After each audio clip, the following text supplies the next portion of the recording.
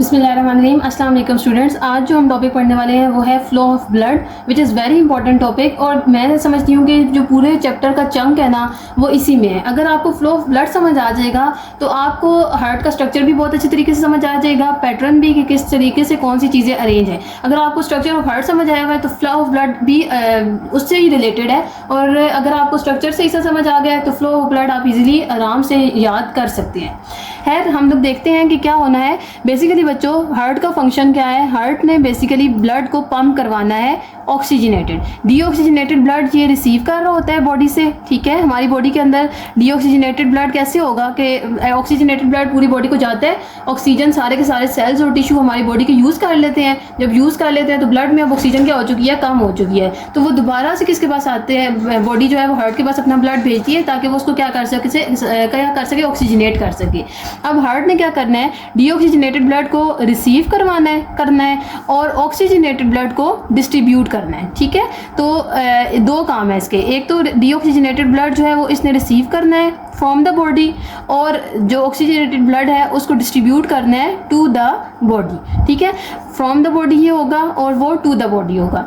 अब ये कैसे होगा ये हम लोग देखते हैं, लेकिन मेन मसला ये है कि हार्ट के पास तो अपनी ऑक्सीजन नहीं है। ऐसे ही है ना, ऑक्सीजन हमारी बॉडी में कहाँ पे आ रही है? जो हम सांस ले रहे होते हैं वो हो रही होती है लंग्स में।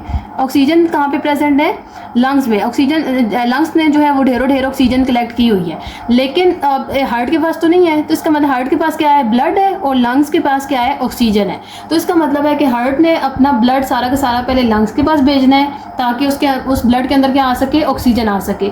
और फिर वो जो ब्लड है वो दोबारा वापस जाएगा किसके पास? हार्ट के पास, ऑक्सीजनेटेड ब्लड। और फिर हार्ट जो है वो पूरी बॉडी को वो ब्लड डिस्ट्रीब्यूट कर सकते हैं। तो ये जो पैटर्न होगा ये कैसे होगा?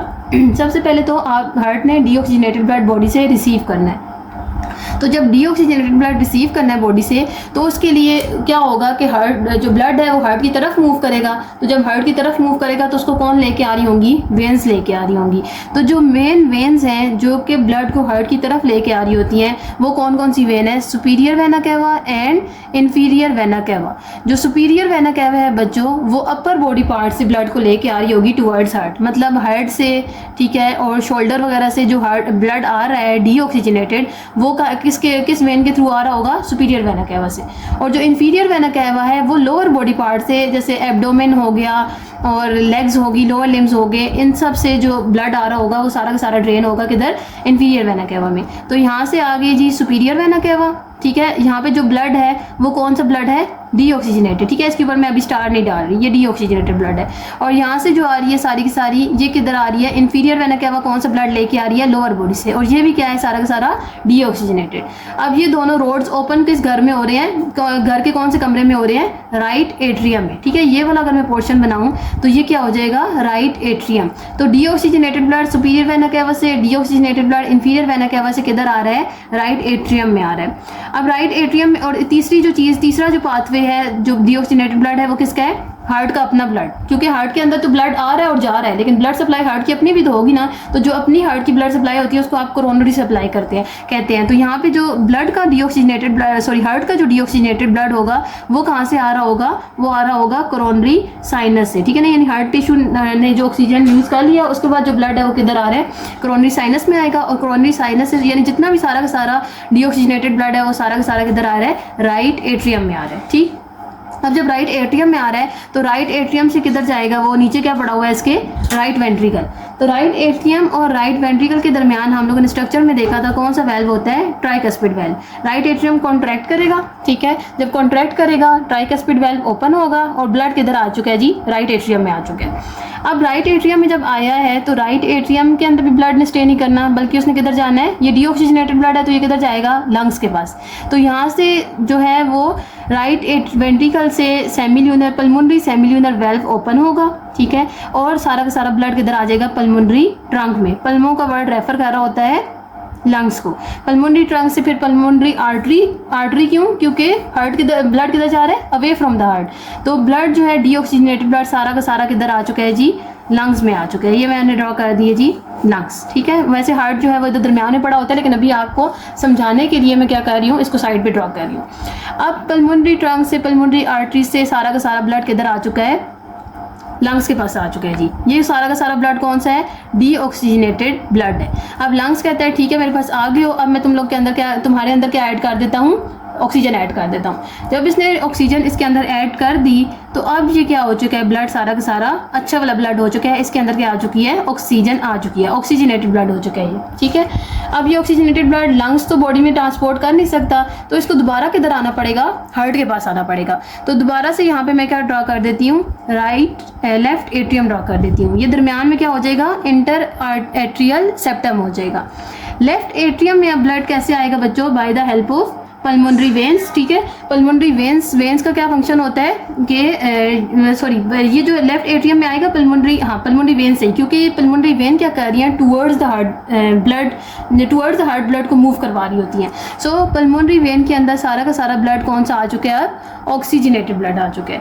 लेफ्ट एट्रियम में आएगा, लेफ्ट एट्रियम से फिर किधर जाएगा, ये लेफ्ट वेंट्रिकल में, और लेफ्ट वेंट्रिकल और लेफ्ट एट्रियम के दरमियान जो वेल्व होता है उसको क्या नाम दे दिया है, बाइकस्पिड वेल्व का नाम दे दिया। अब लेफ्ट एट्रियम में से लेफ्ट वेंट्रिकल में जैसे ही ब्लड आया तो लेफ्ट वेंट्रिकल ने इसे अपने पास नहीं रखना, बल्कि लेफ्ट वेंट्रिकल ने इसे किधर करना है, पूरी बॉडी में डिस्ट्रीब्यूट करना है।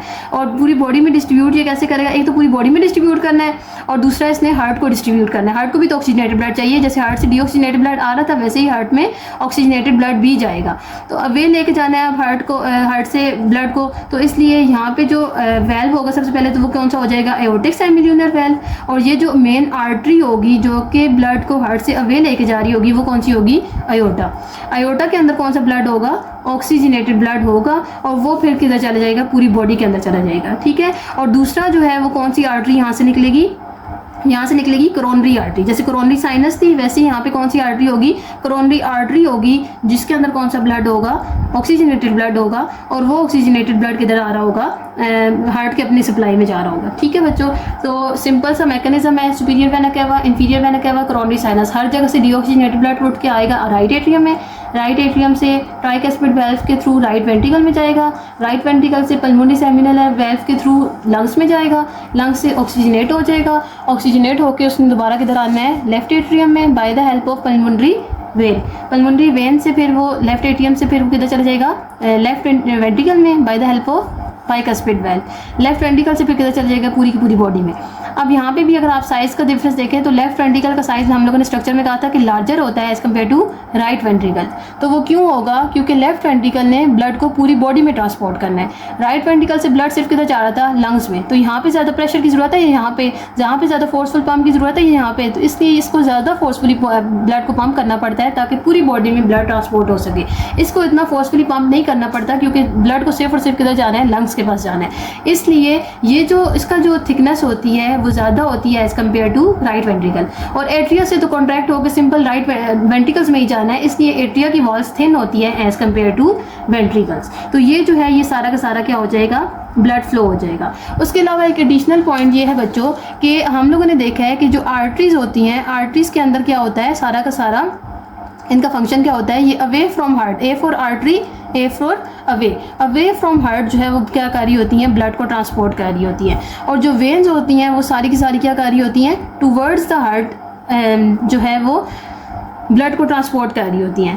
तो इसके अलावा आर्टरीज के अंदर सारा का सारा क्या होता है, ऑक्सीजनेटेड ब्लड होता है, क्योंकि सारा ये आर्टरी जो आ रही है ये सारी की सारी क्या है, ऑक्सीजन कैरी कर रही है ना, इसमें ऑक्सीजनेटेड ब्लड होगा एक्सेप्ट पल्मोनरी आर्टरी, ठीक है। इसका मतलब क्या है, पल्मोनरी आर्टरी के अलावा जितनी भी आर्टरीज हैं हमारी बॉडी के अंदर उनके अंदर कौन सा ब्लड होगा, ऑक्सीजनेटेड। पल्मोनरी आर्टरी ये वाली है ना, अवे फ्रॉम हार्ट मूव कर रही है, लेकिन इसके अंदर कौन सा ब्लड था, डीऑक्सीजनेटेड ब्लड था, यहाँ से आ रहा था। तो पल्मोनरी आर्टरी के अलावा जितनी भी आर्टरीज हैं हमारी बॉडी के अंदर उनके अंदर कौन सा ब्लड होगा, ऑक्सीजनेटेड। पल्मोनरी आर्टरी के अंदर कौन सा होगा, डीऑक्सीजनेटेड। इसी तरह जितनी भी वेन्स है हमारी बॉडी के अंदर उन सब के अंदर क्या होगा, डीऑक्सीजनेटेड ब्लड होगा। यहाँ पे देखिए superior vena cava, inferior vena cava, these are the main veins ना, जिनके अंदर क्या था, डीऑक्सीजनेटेड ब्लड था, except pulmonary vein. Pulmonary vein के अंदर कौन सा ब्लड आ रहा था बच्चों, ऑक्सीजनेटेड ब्लड आ रहा था। तो ये आपको 2 पॉइंट्स याद होने चाहिए। ये आगे हम जब आर्टरी वेन्स में देखेंगे तो शायद वहाँ पर भी आपको ये बात क्लियर की हो, लेकिन अभी आप देख लें कि जो पल्मोनरी वेन्स होती हैं उसके अंदर कौन सा ब्लड होता है, ऑक्सीजनेटेड ब्लड होता है। बाकी जितनी भी वेन्स होती हैं उनके अंदर क्या होता है, डीऑक्सीजनेटेड।